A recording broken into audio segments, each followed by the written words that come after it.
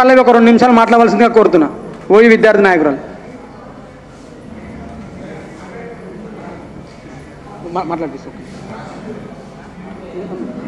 తెలుసు కదరా నేను మాట్లాడిస్తాను. ఒక 2 నిమిషాలు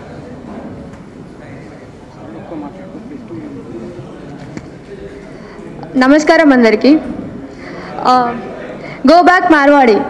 సో నేను సోషల్ మీడియాలో చేస్తాను, నాకు ఒకరిని కమెంట్ చేసిండు గో బ్యాక్ మార్వాడి పైన మాట్లాడమని చెప్పేసి.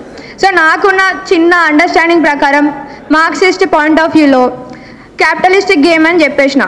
లైక్ ఇప్పుడు మార్వాడీస్ పోతే వైశ్యాస్ వస్తారు అంతే, పెద్దగా మనకేం చేంజ్ కాదు. వాళ్ళు దొక్కుతారు వీళ్ళు దొక్కుతారు, మనందరం అది అనుభవించిందే. యాజ్ ఎ దళిత్ ఉమెన్ నన్ను అయితే కొమ్మట్లు కూడా దొక్కేసినారు టు బి ఆనెస్ట్.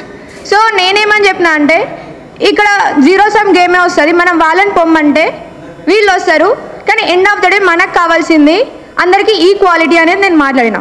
బట్ ఈ గో బ్యాక్ మార్వాడి అనేది గో బ్యాక్ అంటే నేను అర్థం చేసుకుంది ఏంటంటే ఈ రాష్ట్రం నుంచి వెళ్ళి పంపించాలేమో, మనకి కాన్స్టిట్యూషన్ ప్రకారం ఎవరినైనా ఎక్కడైనా ఇక్కడ ఉండొచ్చు అనేది ఉంది కాబట్టి ఇట్ ఈస్ కాన్స్టిట్యూషన్లీ నాట్ వ్యాలిడ్ అని చెప్పేసి నా పాయింట్ ఉండే.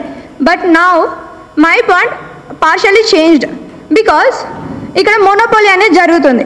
అంటే మనం చూసుకుంటున్నట్టయితే తెలంగాణ ఒక్క దగ్గరనే కాదు, ఈ మార్వాడీస్ వాట్ ఎవర్ కొన్ని కమ్యూనిటీసే ఒక్కొక్క దగ్గర సెగ్రిగేట్ అయ్యి అక్కడనే ఉంటున్నారు.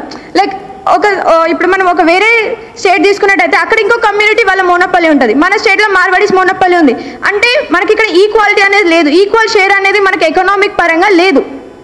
సో మనకి ఎకనామికల్లో ఈక్వాలిటీ అనేది లేదు ఎక్కడ కూడా. ఏదో ఒక కమ్యూనిటీ అంటే ద డామినెంట్ క్యాస్ట్, మీరు అంటే ఆమె socialist student, the dominant caste అనేది అక్కడ డామినేట్ అవుతుంది. So we're not fighting for the Marwadi ఒక్కరి కోసమే కాదు, the dominant caste who takes our resources or మన మనీ కావచ్చు, మన డిగ్నిటీ కావచ్చు, మనల్ని అలా అంత డామినెంట్ అయినాక మనల్ని చిన్న చూపు చూడడం కావచ్చు, దాన్ని మనం గో బ్యాక్ అంటున్నాం. నాట్ ఓన్లీ మార్వాడి, ఇక్కడ ఎవరైనా డామినెంట్ క్యాస్ట్ వాళ్ళని మనం అంటున్నాం. And we fight for until every one get equal share, equity వచ్చే వరకు ఫైట్ చేస్తూనే ఉంటాం. ఇది మార్వాడి ఒకరిపైనే కాదు, మార్వాడి పోయిన తర్వాత ఎవరు వచ్చినా వాళ్ళ పైన ఇదే జరుగుతుంది. అండ్ ఇంకొకటి ఏంటంటే నేను చెప్దాం అనుకుంటుంది, ఇక్కడ మనకి how it is political important అంటే whoever the dominant caste all also influence the politics in the state. మన దగ్గర ఇప్పుడు డామినెంట్ క్యాస్ట్ ఎవరు ఉన్నారు, మార్వాడి, అండ్ వాళ్ళకి ఎవరికి పొలిటికల్గా ఉంటారో మనందరికీ తెలుసు. సో ఎక్కడైతే డామినెంట్ క్యాస్ట్ ఉందో అక్కడ బయాస్ వస్తుంది. ఆ వాళ్ళు ఎవరైతే ఇప్పుడు మనం అనుకుంటాం పాలిటిక్స్ అనేది ఓన్లీ ఆ నేతను బట్టి వేస్తారు కావచ్చు, అదేస్తారు ఇదేస్తారు, వాళ్ళ ఐడియాలజీని బట్టి వేస్తారు కావచ్చు ఓట్స్ అనుకుంటాం. కానీ వెనకాల జరిగేది ఒకటే, క్యాపిటలిస్టులు ఉంటారు, పొలిటీషియన్ వెనకాల క్యాపిటలిస్ట్ ఉంటారు, వాళ్ళు ఎవరైతే పెట్టుబడి పెడతారో వాళ్ళే విన్ అవుతారు. సో మనం ఇక్కడ పొలిటికల్గా కూడా మనం ఎవరైతే మనకు తెలుసు మనందరికీ ఎవరో ఎనిమీ, వాళ్ళకి మనం అగెన్స్ట్గా ఫైట్ చేస్తున్నాం. And I'm not giving the names because I don't want to be political or don't want to be biased. But మనందరికీ తెలిసి ఇక్కడ కూర్చున్న వాళ్ళందరికీ మనం ఎవరికి అగెన్స్ట్గా మాట్లాడుతున్నాం అని చెప్పేసి. సో డామినెంట్ కాస్ట్ అనేది ఎక్కడ ఉండద్దు, ఇక్కడ ఒక్కరి దగ్గర పవర్ అనేది అక్యుములేట్ అయితే అందరు ఇలానే పోరాడతాం.